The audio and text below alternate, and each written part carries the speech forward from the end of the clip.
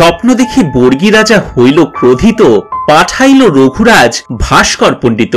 বর্গী মহারাষ্ট্র আর সৌরাষ্ট্র প্রভৃতি আইল বিস্তর সৈন্য বিকৃতি আকৃতি। লুঠি বাংলার লোকে করিল কাঙাল, গঙ্গাপীর হইল বান্ধি নৌকার জাঙ্গাল। কাটিল বিস্তর লোক গ্রাম গ্রাম পুরী, লুঠিয়া লইল ধন ঝিউরি বহুরি। পলাইয়া কোঠে গিয়া নবাব রহিল, কি কহিব বাঙালির যে দশা হইল।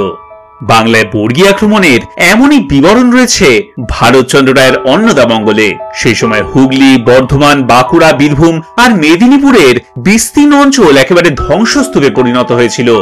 বর্গী আক্রমণের আশঙ্কা ছিল কলকাতাতেও। তবে বর্গীরা কলকাতা পর্যন্ত কোনোদিনই আসেনি। তাও কলকাতার একটা রাস্তার সাথে আজও জুড়ে আছে সেই মারাঠা বর্গীদের নাম। তারই গল্প বিস্তারিত শুনুন এই ভিডিওটিতে।